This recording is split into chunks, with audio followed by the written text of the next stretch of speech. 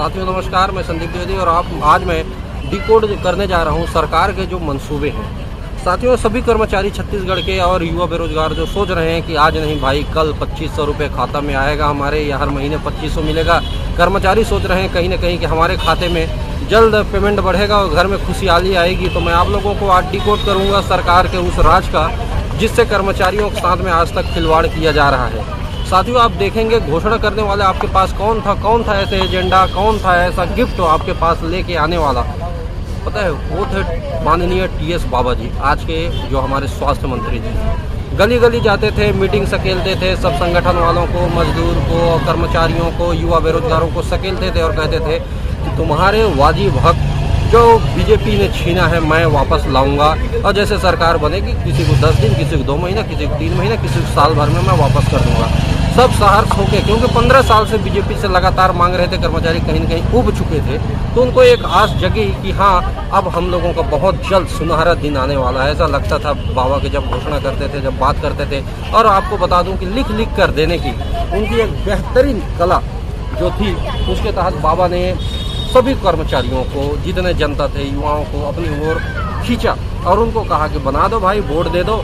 अब जैसे मेरी सरकार आएगी आपको पूरा जो भी बेनिफिट मिलना है वो लगभग सब मिल जाएंगे। तो सभी ने कहीं ना कहीं वोट दिया। अब बेहतरीन, मैं बोलता हूँ, कभी छत्तीसगढ़ में तो इतने बहुतक साथ में कांग्रेस जीतेगी, कोई सपने में भी वहाँ खुद के नेता नहीं सोचे थे। वो इसीलिए आप देखते थे मुख्यमंत्री बनने के लिए लड़ाई, मंत्री बनने के लिए लड़ाई, इतने ज़्यादा विधायक हो गए भैया, पद कौन कौन बांटे। तो कहीं ना कहीं इन सब चीज़ों का असर था। और देखिए अब इनका गेम देखिए, चेंज कहाँ पे हो रहा है। घोषणा कौन किया? बाबा। मुख्यमंत्री इसको बना दिया गया भूपेश बघेल जी को। और देखिए हमको कैसे दिखाया गया कि दोनों में बहुत ज़्यादा वाद विवाद हो रहा है, आए दिन न्यूज़ में बड़े बड़े खबरें। लेकिन बाबा ने कांग्रेस छोड़ा नहीं, सरकार के अगेंस्ट कोई बड़ा कार्य किया नहीं। भूपेश बघेल जी ने कुछ बड़ा ऐसा एक्शन लिया कि उन्होंने आरोप लगाया TS बाबा ने, तो बाबा जी को जो बातों था उनका समर्थन कर। भाई ये पॉसिबल शायद नहीं था उनके लिए। वो जानते थे कि इतने बड़े बजट लगाने के बाद हम कर्मचारियों के लिए शायद कुछ नहीं बचा पाएंगे, या उनके देने का मंशा नहीं थी। क्योंकि अभी हम देख रहे हैं कि जगह जगह जो चौपाल के नाम से भूपेश बघेल जी जगह जगह जाके भेंट मुलाकात कर रहे हैं। पता है, हजारों करोड़ रुपए इन सब में मैंने एक सरकार आती है अपने प्रचार प्रसार में हजारों करोड़ बर्बाद कर देती है। अभी 100 करोड़ से ज्यादा का टेंट माइक इनका सुनाई दे रहा है कि बजट बना हुआ है।